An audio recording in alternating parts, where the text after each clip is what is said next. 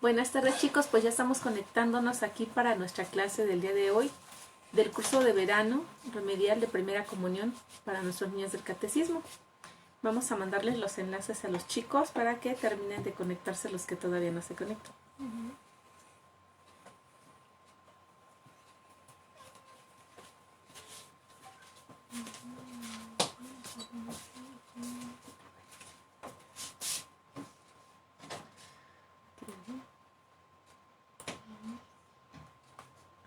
Vamos a mandarles el enlace. ¿Cómo has estado, Clary? Bien.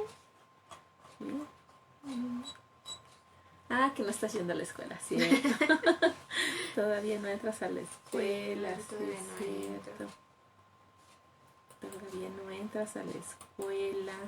Pero sigo estudiando. Es importante seguir estudiando así. Bueno, ya les mandamos el enlace. A ver, el enlace.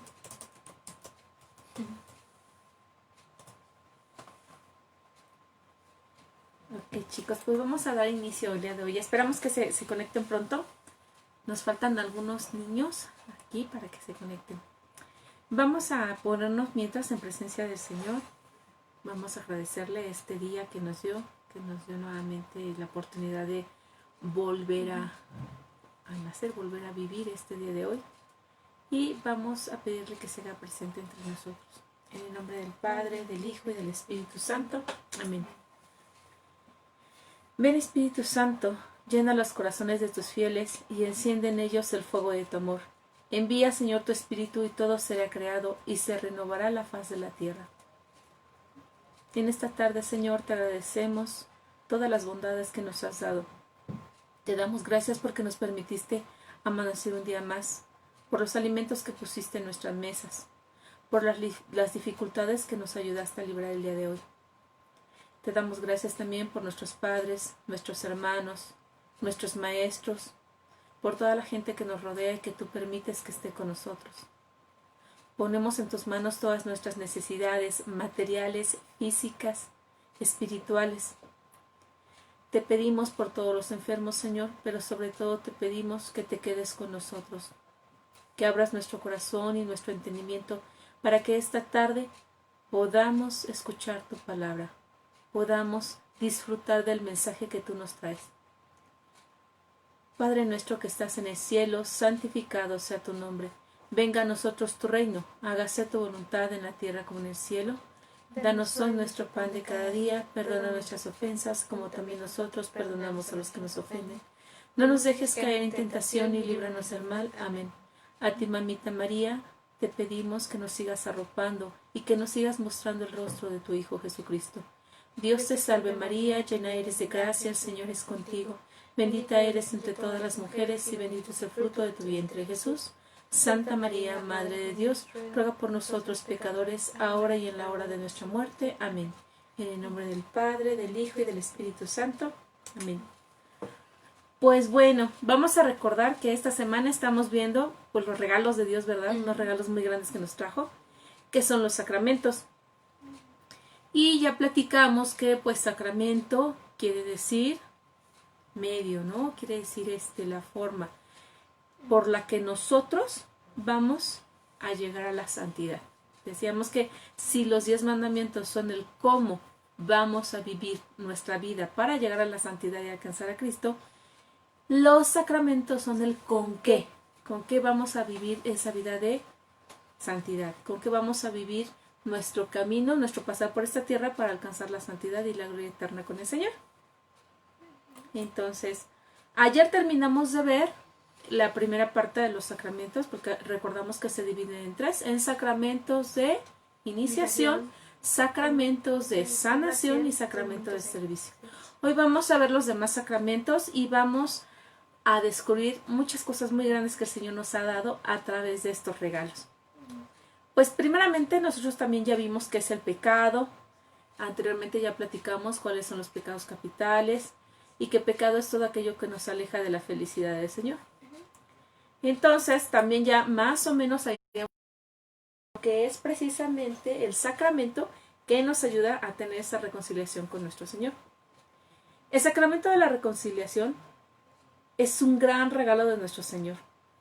A través de un sacerdote que escucha nuestros pecados, cuando vamos a confesarlos en confidencia con Él, Dios nos perdona todo en lo que le hemos ofendido. Eso sí, debemos de tener arrepentimiento, es decir, tenemos que tener un arrepentimiento real por el mal que hemos hecho y el bien que hemos dejado de hacer, porque no solamente pecamos al hacer cosas, acuérdense que pecamos de pensamiento, palabra y también omisión, es decir, yo puedo tener pecados a través de mi pensamiento, a través de lo que yo digo, ¿sí? Y también del no hacer las cosas buenas del Señor. ¿Por qué? Porque a veces cuando omitimos hacer las cosas buenas, nos convertimos en cómplices de las cosas malas. Y eso pues está mal, ¿verdad?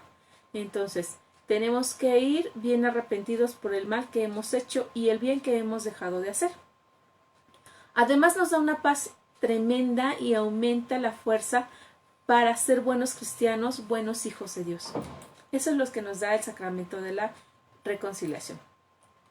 Pero bueno, ¿tú has escuchado que le dicen sacramento de penitencia, sacramento de confesión o sacramento de reconciliación? ¿Cuál será el nombre ideal? Bueno, durante la historia cristiana el sacramento de la penitencia ha sido también llamado reconciliación o confesión.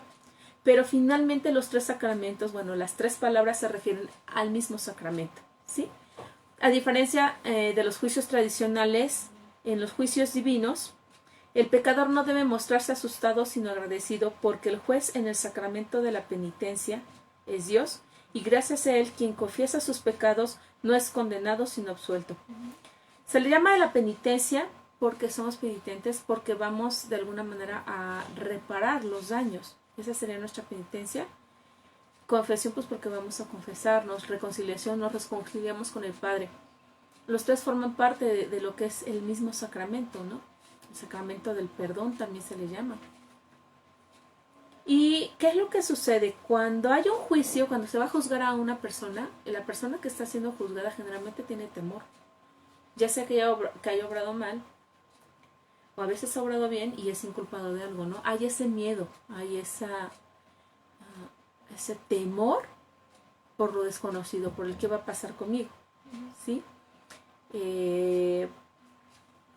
Hay esa inquietud, esa angustia, esa tristeza muchas veces, ¿no? Porque, por ejemplo, cuando una persona está siendo juzgada y es inocente, pues tiene la angustia y el dolor de lo que le está pasando en ese momento. Sin embargo, por ejemplo, en lo que es esto, nosotros cuando vamos a confesarnos, nosotros no debemos demostrarnos asustados o con miedo, o tener temor de qué nos va a decir el Señor o cómo nos va a tratar. Debemos de ir con esa esperanza y con esa confianza de que vamos a ser perdonados. Y eso lo vamos a sentir si realmente tenemos un arrepentimiento real, un dolor, se dice, de nuestros pecados. Tener dolor de los pecados es tener el arrepentimiento y tener la tristeza de haberle fallado al Señor. El propósito de no volverlo a hacer. Nos duele en el alma, en el corazón, el haber cometido un pecado que ofende a Dios. No porque vaya a ser un juez malvado, un juez que nos va a imponer una gran sentencia o un juez castigador, sino porque queremos estar en gracia con Él. Porque hemos perdido esa amistad a través del pecado. Entonces, nosotros al irnos a confesar debemos de tener esa confianza, esa seguridad, esa esperanza de que vamos a ser perdonados, ¿sí? Y que vamos a ser absueltos de nuestros pecados. Bueno, vamos a ir viendo. La confesión es fuente de gracia que nos ayuda a combatir nuestras flaquezas, nos da fuerza para vencer el pecado y no volver a caer en él.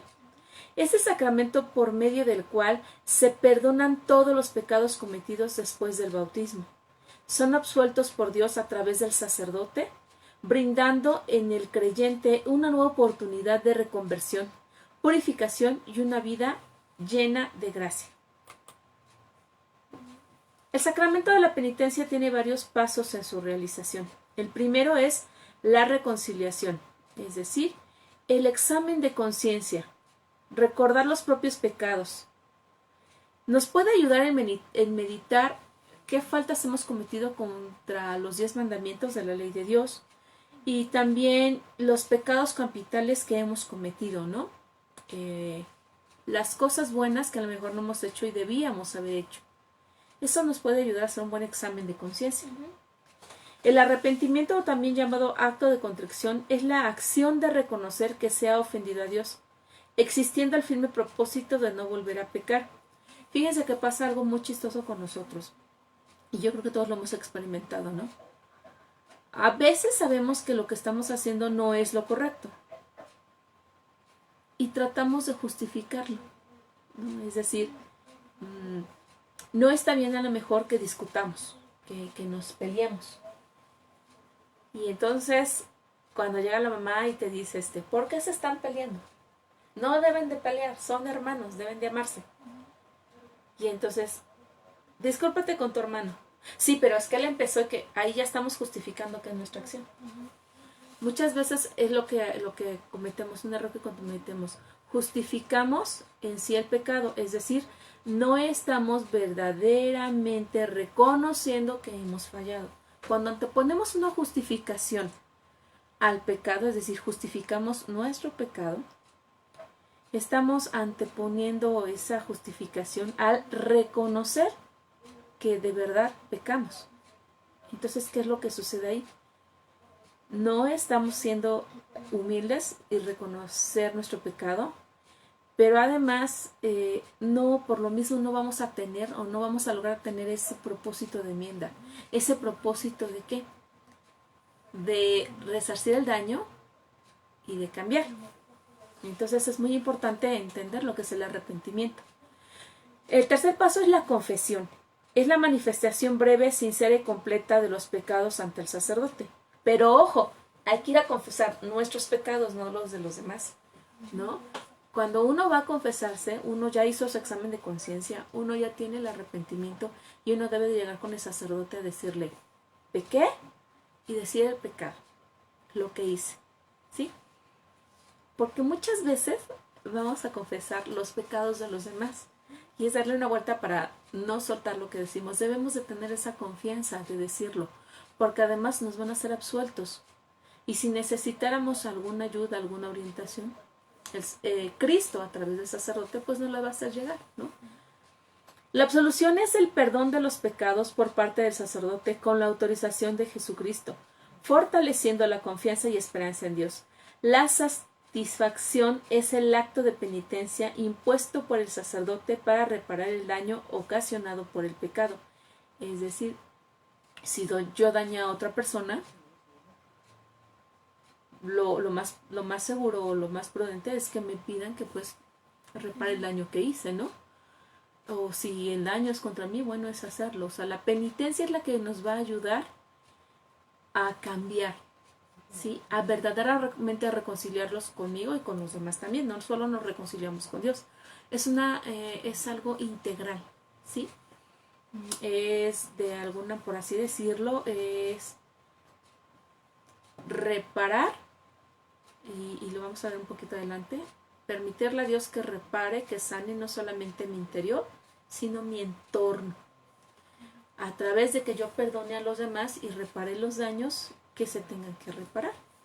¿Ok? Bueno, entonces,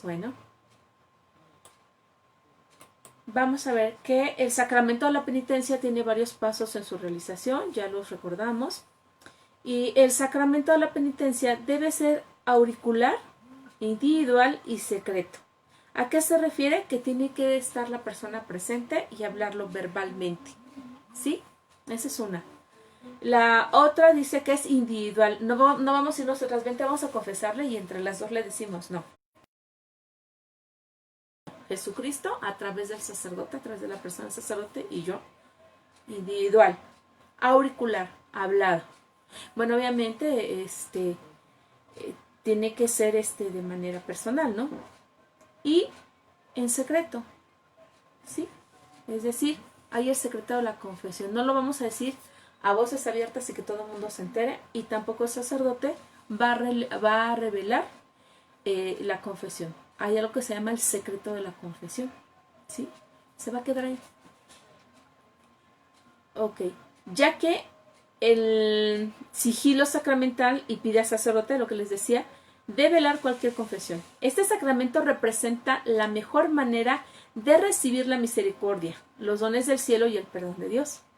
Al no dar cumplimiento a los mandamientos de la ley de Dios, pierdo la gracia de Dios y estoy en pecado. Cristo me espera con los brazos abiertos, siempre dispuesto a perdonarme. La misericordia de Dios es eterna, y eso lo debemos de tener siempre bien grabado, bien presente. Su misericordia es eterna. Porque después de confesarme, el sacerdote me va a decir estas palabras, que son las palabras de Cristo. ¿Sí? Recordemos que Jesús hacía milagros, sanaba enfermos, perdonaba a los pecadores, ¿no? Y entonces Jesús les decía algo muy bonito, y eso no lo vuelve a decir el sacerdote. Yo te perdono, vete en paz, ¿no? Tus pecados te han sido perdonados. Y esto es un gran regalo, porque realmente sentimos la paz de Dios. No existe ningún camino más rápido para recuperar la paz del corazón que confesar nuestros pecados en el sacramento de la reconciliación. Cada vez que nos confesamos, estrenamos un corazón limpio.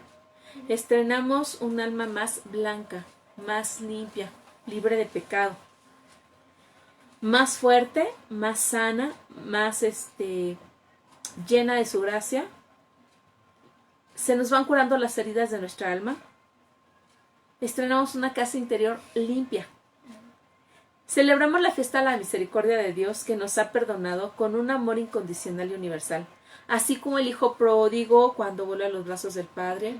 Así como también en otra de las figuras cuando Jesús perdona a la mujer adúltera a la que querían apedrear todos y le dice: no te condeno, vete en paz. Así, con esa, y cuántos más personajes de la Sagrada Escritura que tuvieron esa dicha de que Jesús en persona los perdonará. Pues así nosotros, en el sacramento de la confesión, a través de la persona del sacerdote, obtenemos ese perdón. Bueno, hay muchos que nos dicen: ¿confesarme con un sacerdote? Dios nos perdona todos los pecados, ¿sí? Y todo pecado es perdonable. Pero hay que recordar también que Jesús le confió esto a sus apóstoles. El único pecado que no se puede perdonar es no pedir perdón. Es ese uno de los pecados contra el Espíritu Santo de los que nos habla Jesús. El no querer recibir el perdón ni la misericordia de Dios. No creer que nos puede perdonar todo. Y en ese pecado caemos, y es el único que Jesús no nos podría perdonar cuando no aceptamos ese perdón a través de la reconciliación y sobre todo a través de la figura del sacerdote. Porque hay que recordar, y que nos debe quedar bien claro, que Él se lo dejó a sus apóstoles, ¿no? Así como Dios nos perdona y reconcilia, también debemos reconciliarnos con nuestros hermanos y perdonarlos. También, si es necesario, disculparnos por los malos actos cometidos. Jesús iba en busca de los pecadores para reconciliarlos con Dios. Quiso que el perdón de Dios quedara siempre presente y vivo en la iglesia.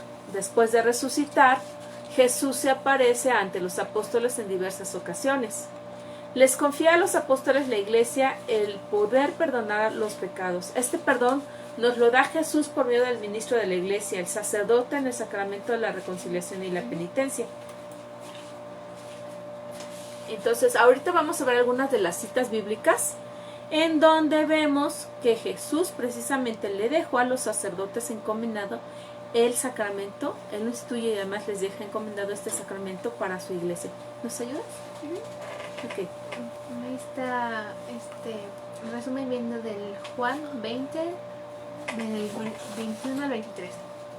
Jesús les dijo otra vez: la paz con vosotros. Como el Padre me envió, también yo os envío. Dicho esto, sopló sobre ellos y les dijo: recibid el Espíritu Santo. A quienes perdonéis los pecados, les quedan perdonados. A quienes se les retengáis, les quedan retenidos. Palabra de Dios. Gloria a ti, Señor Jesús. La otra es de Mateo 18:18. Yo os aseguro todo lo que atéis en la tierra quedará atado en el cielo, y todo lo que desatéis en la tierra quedará desatado en el cielo. Palabra de Dios. Gloria a Y también hay otra en Hechos de los Apóstoles. ti. Muchos de los que habían creído venían a confesar y declarar sus prácticas. Palabra de Dios. Te alabamos, Señor. Son algunas de las citas bíblicas en donde realmente nos damos cuenta que este sacramento lo instituye Jesús y se lo deja a los apóstoles. Entonces, en Levítico 5:5, en todos estos casos, el que cometió delito confesará primero su pecado. Sirácides 4:26, no te avergüences de confesar tus pecados, no nades contra la corriente. Mateo 3:6 nos dice, y además de confesar sus pecados, se hacían bautizar por Juan en el Jordán. Y en Juan 20:23 también nos dice, a quienes perdonen sus pecados serán perdonados y a quienes se les retengan les serán retenidos. Y entonces nos podemos dar cuenta que este es un sacramento instituido por Jesucristo y entregado a la iglesia y sobre todo a sus sacerdotes para que nos ayuden a vivir una vida mejor, una buena reconciliación con Cristo. Vamos a ver 5 efectos de la confesión en nuestra vida. Nos reconcilia con Dios y la iglesia, ¿sí? Recobramos la gracia que es la fuerza de Dios y nuestra unión rota por el pecado con nuestra madre la iglesia. Perdona nuestra condena. Recibimos el perdón de la condena a la que habíamos merecido por nuestros pecados mortales. Disminuye el tiempo en el purgatorio. Confesarnos disminuye al menos en parte del tiempo que deberíamos estar en el purgatorio por nuestros pecados veniales. Nos da paz. La confesión nos brinda la paz y la tranquilidad de nuestra conciencia y el consuelo espiritual.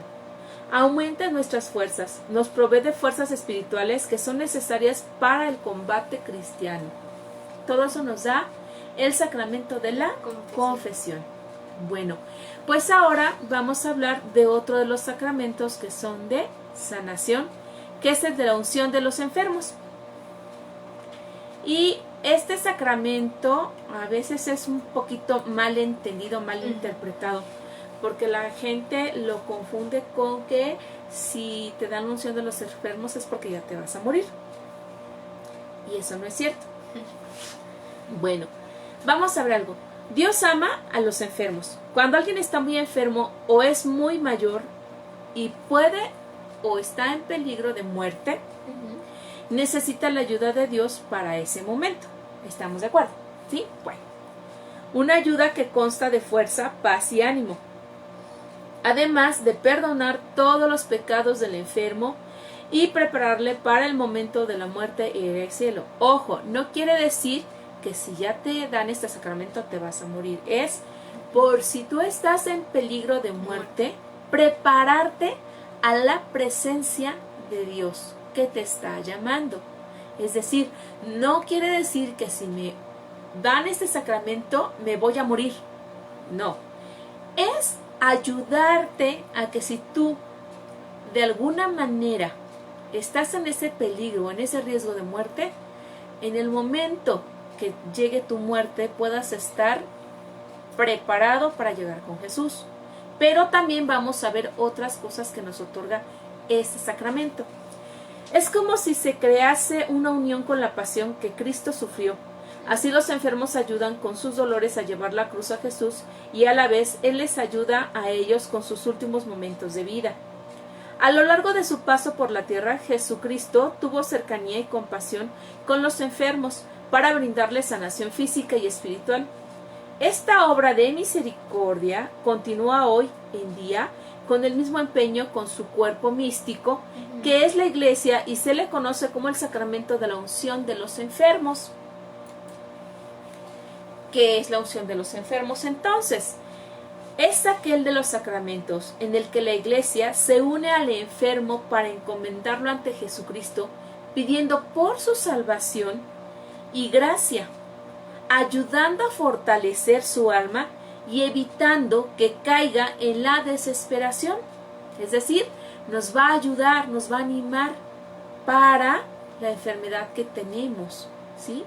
Para sentirnos con más ánimos y poder no pelearnos con la enfermedad, sino soportarla, e incluso podernos hacer aliados de ella, ¿sale?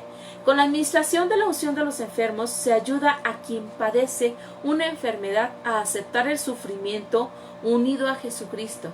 Es decir, que nosotros estamos en ese momento con Cristo, participando del sufrimiento que tuvo Él en la cruz.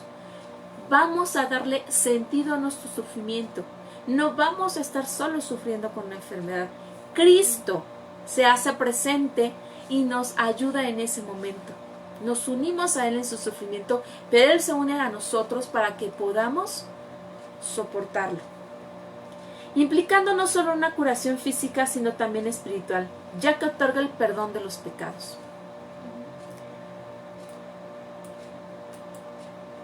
¿Quién debería recibir la unción de los enfermos? El sacramento de la unción de los enfermos es administrado por los sacerdotes y los obispos. También puede ser concedida varias veces siempre y cuando se considere que la vida corre peligro, como en el caso de una enfermedad grave en la agonía o incluso durante la vejez. Para aquellos enfermos que van a dejar la vida, adicional a la unción se les ofrece la Eucaristía, la reconciliación, en señal de alimento espiritual y la preparación a la vida eterna. Es decir, prepararnos a la vida eterna, ¿qué sería? Ponernos en paz, reconciliarnos con Dios, con nuestros seres queridos. Nosotros debemos buscar una muerte santa. La santa muerte no es bien vista por Dios, no es como la maneja, no existe. Nosotros debemos buscar una muerte santa, que es esta: estar en paz con Dios en nuestros últimos momentos y con nuestros hermanos. Y en este sacramento podemos encontrar mucha paz. En este sacramento podemos apoyarnos aunado a la reconciliación y a la Eucaristía para alcanzar esa paz antes de llegar a la presencia de Dios. Morir en santidad. El ritual de la unción de los enfermos consiste en los siguientes pasos. Primero, la oración que eleva al sacerdote para que Dios le conceda vida y salud al enfermo. La imposición de las manos sobre la cabeza del enfermo como gesto de bendición. La unción de aceite bendecido, que es ¿cuál? El óleo de enfermos. El óleo de enfermos, que no se nos olvide, ya vimos los óleos, ¿sí? La unción con este aceite en las manos, que son las partes más visibles y representan vida y obra del ser humano. Tampoco es un ritual mágico el que nos den la unción, es un sacramento. No es algo mágico, porque a veces nos confundimos con los sacramentos o los sacramentales y pensamos que tienen algo mágico. No, no son mágicos, son sacramentos. ¿Y que dijimos que son los sacramentos? Son los medios que son sagrados, son los medios que nos van a ayudar a ser ¿qué? Santos, sagrados. Jesús fue en busca de los pecadores para reconciliarlos con Dios. Brinda una ayuda especial a los enfermos que acudían a Él y los cura tocándolos o imponiéndoles las manos. Cuando envía a los apóstoles a enseñar a las ciudades de Israel, ellos anunciaban el reino de Dios y en nombre de Jesús curaban a muchos enfermos, ungiéndolos con aceite. De este mandato de Jesús surge este sacramento, el de la unción de los enfermos. Y la palabra de Dios nos dice, Santiago 5, 14, del 14 al 15. ¿Está enfermo alguno entre vosotros? Llame a los presbíteros de la iglesia, que oren sobre él y le unjan con óleo en el nombre del Señor. Y la oración de la fe salvará al enfermo, y el Señor hará que se levante, y si hubiera cometido pecados, le será perdonado. Palabra de Dios. Te alabamos, Señor. Entonces estamos viendo que nos lo deja Cristo, este sacramento, es otro de los regalos. Entonces, el sacramento de la unción de los enfermos no quiere decir que nos vamos a morir si nos lo dan, es para fortalecernos. Tampoco es un ritual mágico, es un sacramento entregado por Dios y nos va a ayudar si nosotros estamos enfermos gravemente y todavía el Señor no dispone que nosotros lleguemos a su presencia, es decir, que muramos por esta situación o esta enfermedad. Nos va a ayudar espiritualmente y físicamente para recordar nuestra salud, para poder trabajar en todo nuestro entorno, es decir, estar en paz, aceptar nuestro sufrimiento, aceptar nuestra enfermedad y entonces restituir esa salud. Si nos toca ya que el Señor nos llame a su presencia, nos va a preparar para tener una muerte santa. Eso es lo que nos otorga este sacramento. Entonces, solamente son 2 sacramentos los que son de sanación, que es la reconciliación y el sacramento de la unción de los enfermos. ¿Ok? Ahora vamos a ver la siguiente parte, que es los sacramentos del servicio. Y estos sacramentos que son de servicio también solamente son 2. Este sacramento es el sacramento del orden sagrado o el orden sacerdotal. Sacramento del orden sagrado. Este sacramento lo reciben solo los que tienen vocación al sacerdocio, que luego son los que pueden administrar todos estos sacramentos. Es un obispo quien impone las manos y reza sobre el nuevo sacerdote, consagrándole. El orden sacerdotal otorga una especial efusión del Espíritu Santo y tiene una característica especial. Quien recibe este sacramento será sacerdote para siempre. Ok. En el Nuevo Testamento, el único que realizó sus funciones de sacerdocio fue Jesucristo, que siendo humano y divino actuó como mediador entre el pueblo y Dios. Este servicio ha sido heredado a los fieles a través de los siglos y en primera instancia a los apóstoles y posteriormente a los sacerdotes. Por ello los sacerdotes son los ministros ordenados para servir en relación al modelo de Jesucristo, siendo los intermediarios entre Dios y la humanidad. Este acto de consagración se le conoce como sacramento de orden, sacramento del orden. Y vamos a ver aquí algo. ¿Por qué Jesús es sumo y eterno sacerdote? La carta de San Pablo a los hebreos es la que ofrece esta visión de Cristo como sacerdote. El pueblo hebreo tenía sacerdotes para ofrecer sacrificios a Dios por los pecados de los hombres. También estos sacerdotes incluso ofrecían sacrificios por los pecados que ellos mismos cometían. Y Jesús fue elegido por Dios para ser el único y sumo sacerdote que no ofrece el sacrificio por sí mismo, pues no tiene pecados. El sacrificio de Jesús es eficaz, puro y santo, y lo ofreció en una sola vez por todos los hombres de todos los tiempos. Por el bautismo todos somos incorporados al cuerpo de Cristo, y con él constituimos un pueblo sacerdotal, profético y real. Entonces el sacerdocio es heredado por Cristo y es una vocación, es un llamado a ser consagrados y a servir a Dios y a su pueblo, y es una respuesta de la persona que siente ese llamado y se consagra para dar esa respuesta a ese llamado de amor y de misión del Señor. Este sacramento se le denomina orden porque la participación del sacerdocio de Jesucristo es dado en 3 grados. ¿Nos quieres ayudar? Para decirnos cuáles son esos grados. Ok. El episcopado es el grado más alto del sacramento del orden. Está representado por la figura del obispo, que como maestro de la verdad es el primer evangelizador y catequista, siendo los sucesores de los apóstoles, los papas, los cardenales, los obispos. Son los que forman el episcopado.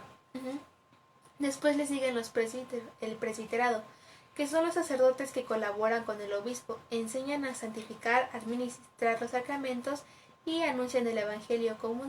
Comúnmente se le llama párroco cuando están a cargo de una comunidad. El siguiente es el diaconado. Presentan el servicio de las acciones pastorales, ayudando a los obispos y sacerdotes a bautizar, recibir matrimonios y atender funerales. ¿Qué significa?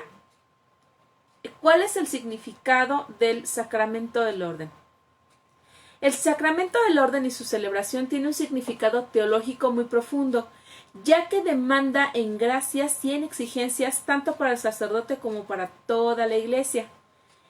El fiel que recibe esta ordenación para entregarse a Dios vestido de túnica blanca sigue los siguientes pasos en el rito de la ordenación.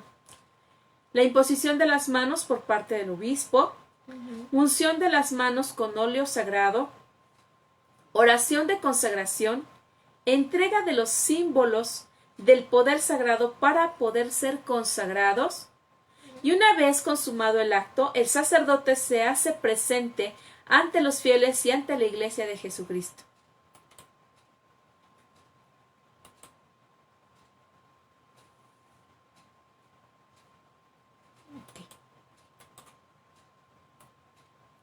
Vamos a ver algunas de las citas de este sacramento.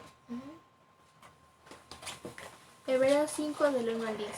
Porque todo sumo sacerdote es tomado de entre los hombres y está puesto en favor de los dones y sacrificios por los pecados, y puede sentir compasión hacia los ignorantes y extraviados por estar también él envuelto de flaqueza, y a causa de esta misma flaqueza debe ofrecer por los pecados propios igual que por los del pueblo. Y nadie se arroga tal dignidad sino el llamado por Dios, lo mismo que Aarón. De igual modo, tampoco Cristo se apropió de la gloria del sumo sacerdocio, sino que la tuvo de quien le dijo: Hijo mío, tú eres y te he engendrado hoy. Como también dice en el otro lugar: tú eres sacerdote para Melquisedec, el cual, habiendo ofrecido en los días de su vida mortal ruegos y súplicas lágrimas al que podía salvarle de la muerte, fue escuchado por su actitud reverente. Y aun siendo hijo, con lo que padeció, experimentó la obediencia, y llegando a la perfección se convirtió en causa de salvación eterna para todos los que se le obedecen, proclamado por Dios sumo sacerdote a semejanza de Melquisedec. Palabra de Dios. Te alabamos, Señor. Otras de las citas de este sacramento, del sacramento del orden, son las siguientes. En Mateo 18:18 nos dice: Yo os aseguro, todo lo que atéis en la tierra quedará atado en el cielo, y todo lo que desatéis en la tierra quedará desatado en el cielo. En Lucas 22:19, tomó luego pan y dadas las gracias lo partió y se lo dio diciendo: Este es mi cuerpo que es entregado por vosotros. Haced esto en recuerdo mío o en memoria mía. En Hechos 6 nos dice: Los representaron a los apóstoles y habiendo hecho oración les impusieron las manos. En Juan 20:23, a quienes perdonéis los pecados les quedarán perdonados, a quienes se los retengáis quedarán retenidos. Okay. Vamos a ver en dónde surge este sacramento. Jesús nos amó, Jesús nos ama, pero sin límites, siempre hasta el final. El amor de Jesús por nosotros no tiene límites, sino que siempre es más, siempre es mayor. No se cansa de amarnos, nos ama a todos nosotros hasta el punto de dar la vida. Ha dado la vida por ti, por mí, por todos nosotros, por cada uno, con nombre y apellido. Su amor es así, personal. El amor de Jesús no decepciona nunca. Porque Él no se cansa. No se cansa de amarnos, como no se cansa de perdonar y no se cansa de abrazarnos. El Jueves Santo, Jesús estaba en la mesa con los discípulos celebrando la fiesta de la Pascua. Y el pasaje del Evangelio dice una frase que es precisamente el centro de lo que Jesús ha hecho por todos nosotros. Habiendo amado a los suyos que estaban en el mundo, los amó hasta el extremo.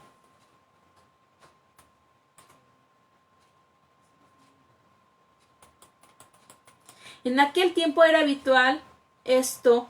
Bueno, después de que Jesús, de la última cena, Jesús le lava los pies a sus discípulos, si lo recordamos, ¿sí? Y después de hacer esto, cuando empieza, Pedro le dice que no es digno de que lo lave. Y Jesús le dice que si él no permite que le lave los pies, no va a tener cabida en su reino. Y entonces Pedro le dice, pues báñame todo. No, no es bañarte, es el servicio. Que lo mismo que yo hago con ustedes de servir, ustedes también lo van a hacer con los demás. Y le da el sacramento de servicio, ¿sí? Este sacramento del sacerdocio. Por eso decimos que los jueves son sacerdotales, porque nace este sacramento en ese jueves santo, en esa última cena, nos lo entrega Jesús. Un dato curioso, en aquel tiempo era habitual que se lavaran los pies, que la gente cuando llegaba a una casa, al tener los pies sucios de polvo de que andaban en el camino, llegaban a una casa y pues se les ofrecía lavarse, ¿no?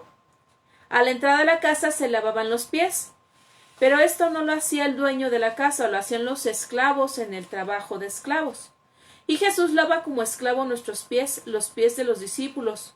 Por eso dice Pedro, es esto que hago yo, tú ahora no lo entiendes, lo vas a entender después.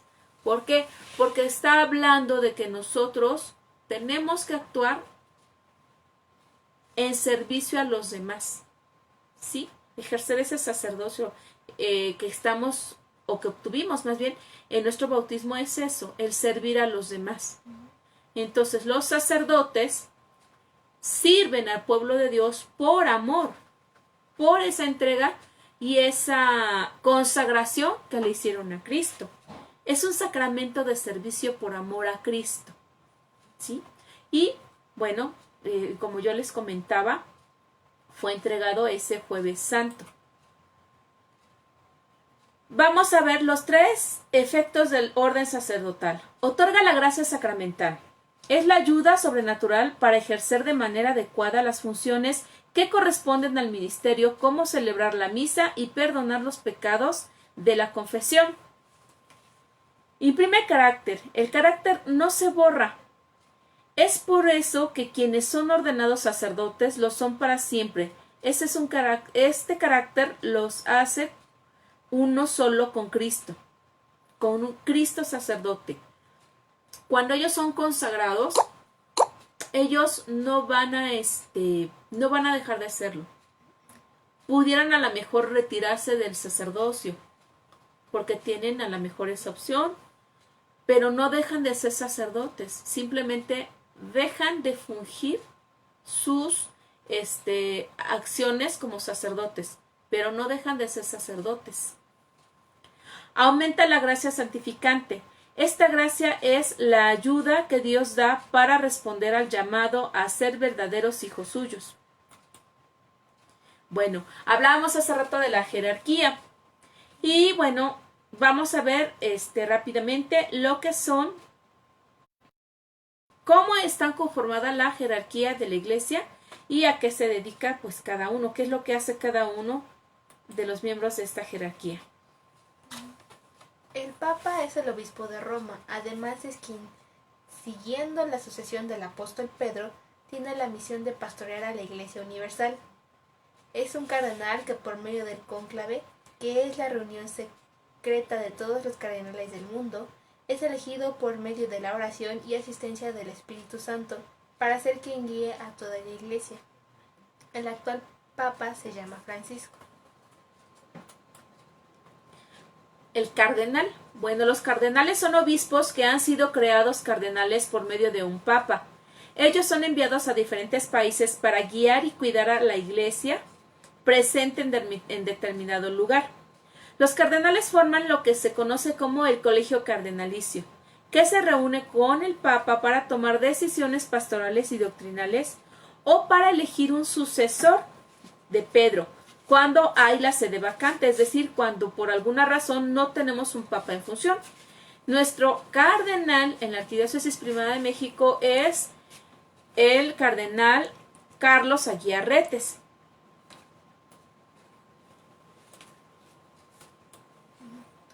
Los obispos son sacerdotes elegidos por el Papa para ser consagrados como sucesores de los apóstoles.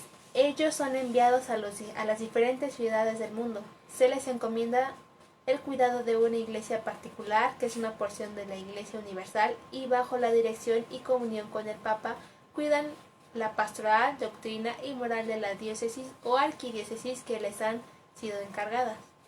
Nuestro obispo es Monseñor Salvador González. Es el obispo de la...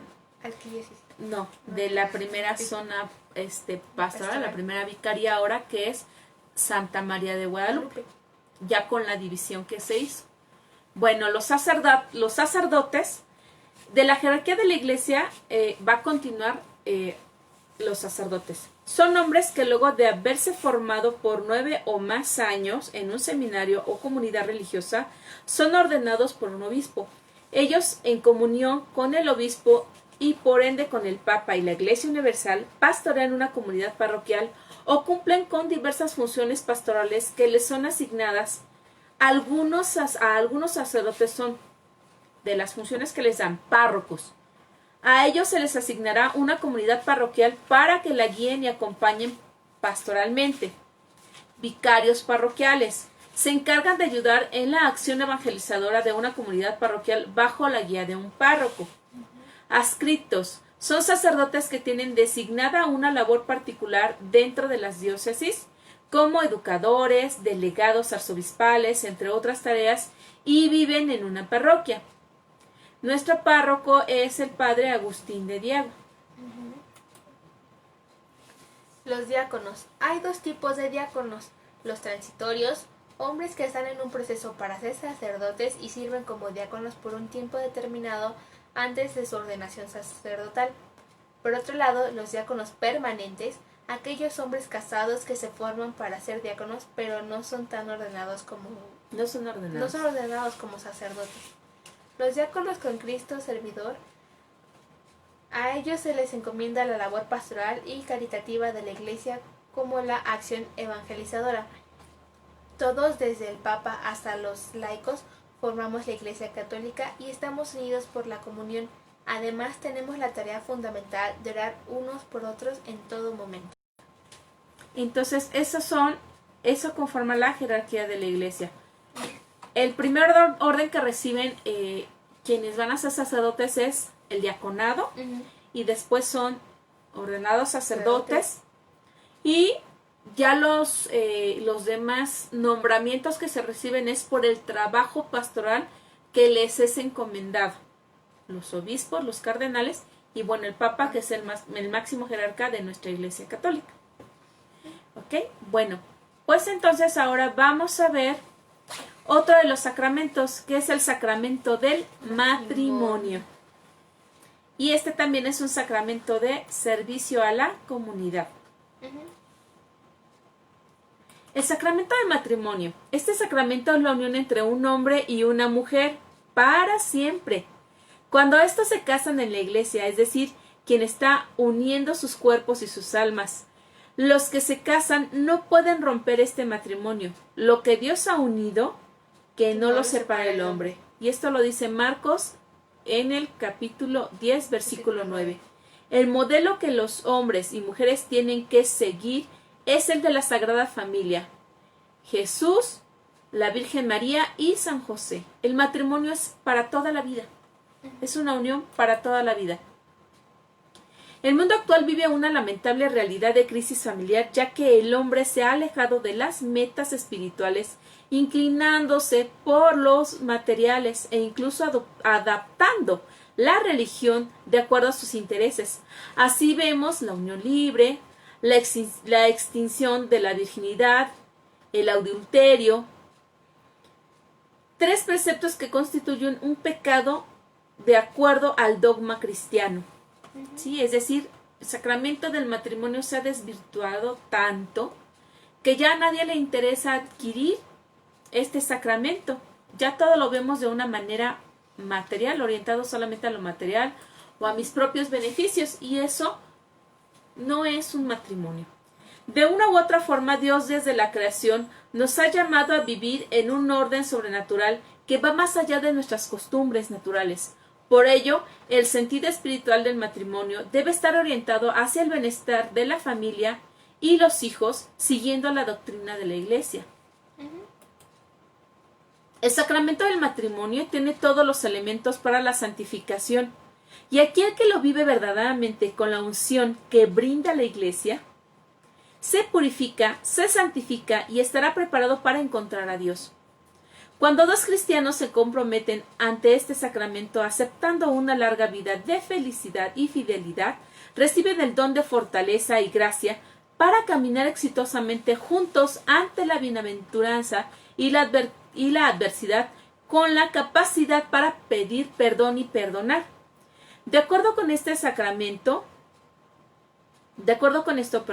el sacramento del matrimonio solo lo puede destruir la muerte de uno de los cónyuges.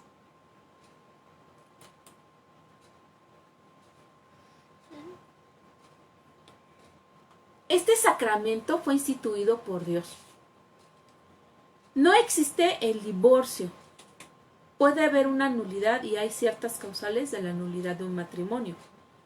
Pero nosotros debemos entender que este sacramento, de entrada, es un sacramento por amor. ¿Sí?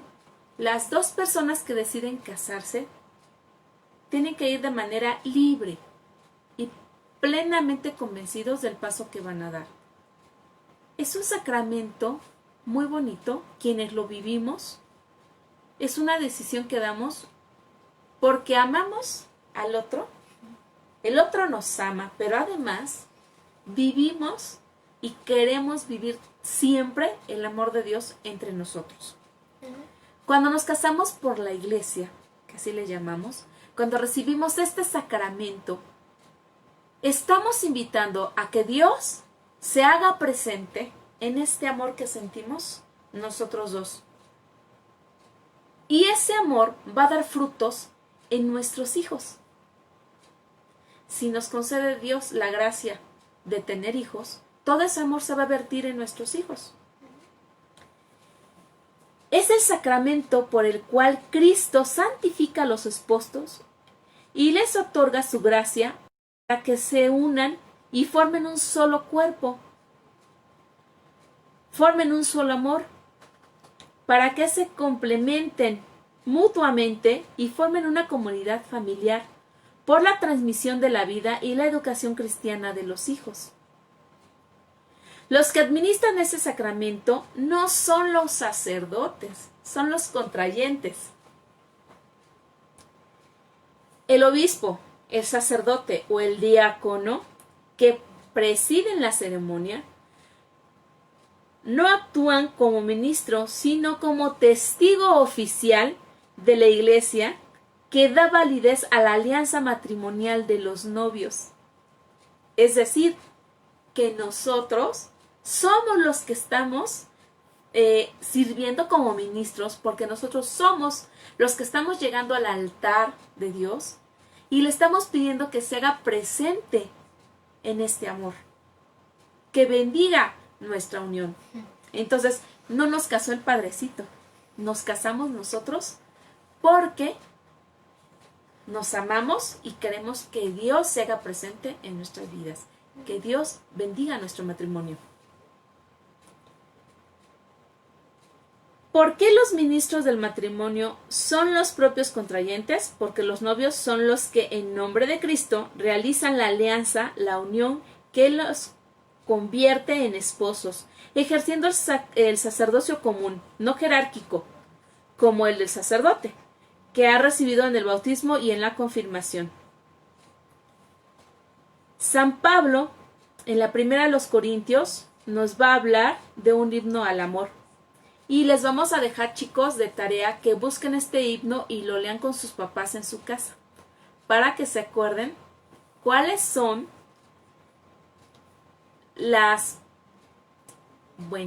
características del amor. ¿Qué es lo que nosotros debemos de buscar como amor y entender como amor? Vamos a ver que este sacramento tiene dos efectos. El vínculo matrimonial. Este es establecido por Dios mismo, de modo que el matrimonio celebrado y consumado entre los bautizados no puede ser disuelto jamás. Y la gracia del sacramento del matrimonio. Esta gracia propia del sacramento está distinguida a perfeccionar el amor de los cónyuges, a fortalecer su unidad indisoluble en Cristo.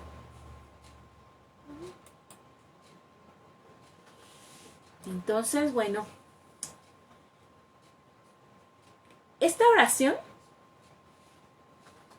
la escribimos hace algún tiempo entre algunos chicos del catecismo, porque pensamos que es algo que deberíamos a lo mejor pedirle a nuestro Señor. Sí es cierto que hay crisis en las familias y en los matrimonios, pero es porque a veces no sabemos qué es realmente este sacramento, a qué debe estar enfocado, y tampoco deseamos que Dios se haga presente entre nosotros. Nosotros somos los que libremente elegimos a la persona con la que vamos a pasar nuestra vida, con la que queremos formar una familia. Sin embargo, muchas veces nos equivocamos, ¿no? Las cosas a veces no funcionan. Entonces por ahí uno de los chicos me decía, bueno, ¿y qué hacemos? ¿Qué podemos hacer? Desde ahora, si va a ser nuestra vocación, nuestro llamado al matrimonio, pedirle a Dios que nos ayude a escoger, a elegir a la persona adecuada. Independientemente de todas las situaciones que puedan pasar, lo principal es saber elegir. Y no vamos a elegir a lo mejor porque es guapo, porque es feo, porque está chiquita, porque está grandota, porque... Esas son las cuestiones materiales. Por eso nosotros hicimos esta pequeña oración pensando en que a lo mejor pudiera ser o acercarse a lo que debemos de solicitarle a Dios para poder tener un matrimonio santo. Y pues dice así, en el nombre del Padre, del Hijo y del Espíritu Santo. Amén. Señor, tú sabes todo de mí. Me has creado para amarte y servirte. Si la vocación a la que me llamas es el matrimonio, no te pido un cónyuge a la altura del mundo, sino una persona que se esmere en seguir tus mandatos, en vivir tus sacramentos y en vivir tu gracia. Elige, Señor, para mí, un cónyuge que te ame más a ti que a mí, y con quien pueda caminar hacia ti, tomados de tu mano, en el amor del Padre. Y que el fruto de este amor se vierta siempre en nuestros hijos. Mientras llegue este momento, te ruego por las familias, en especial por la mía, por mis padres, hermanos, y por todos mis parientes, que tu amor nos ilumine siempre, que nos inunde, y nunca nos falte tu gracia. Que la Sagrada Familia de Nazaret sea nuestro único modelo a seguir para la gloria de Dios. Amén. Entonces nosotros debemos de pedirle a Dios por nuestro futuro esposo. Y en el caso de los que ya estamos casados, agradecer la presencia de nuestro esposo, de nuestra esposa. Pedir todos los días por ellos. Debemos entender que la persona que está a nuestro lado, como nuestro cónyuge,